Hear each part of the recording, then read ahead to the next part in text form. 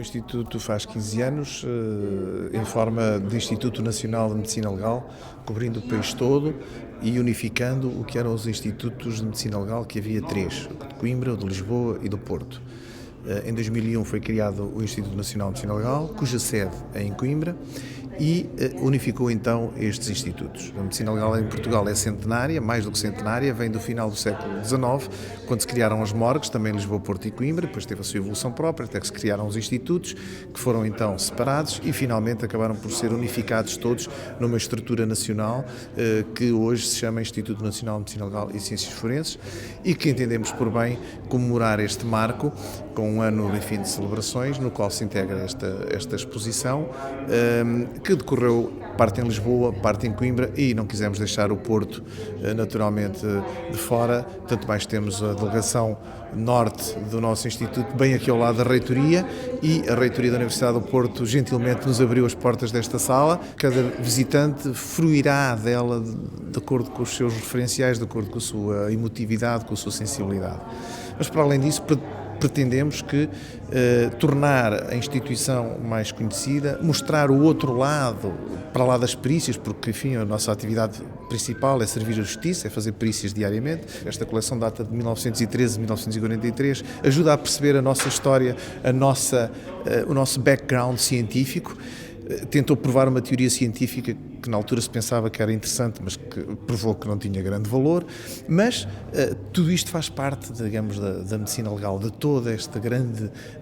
deste mundo da ciência ligada com o direito, que é a medicina legal, e as ciências forenses que mais recentemente se integraram neste campo também da medicina legal.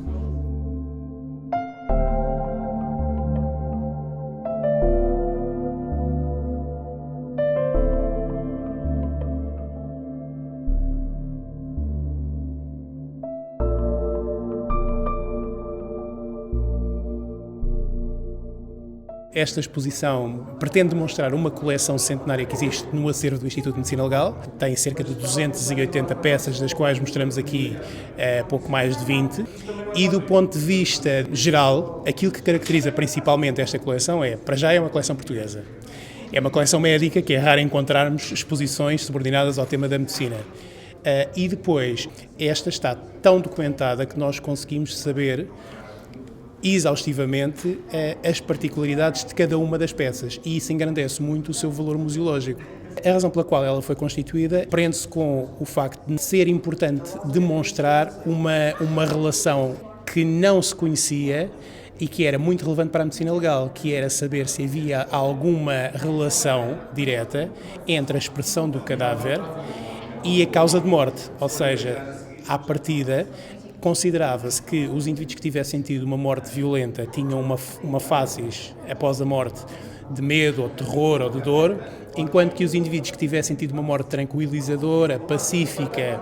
natural, tinham uma facies inexpressiva ou até sorridente. Portanto, se nós, olhando para a face do cadáver, conseguíssemos perceber a causa de morte, tínhamos uma grande vantagem para a medicina legal. A nós, atualmente, parece-nos um bocadinho risível e bizarro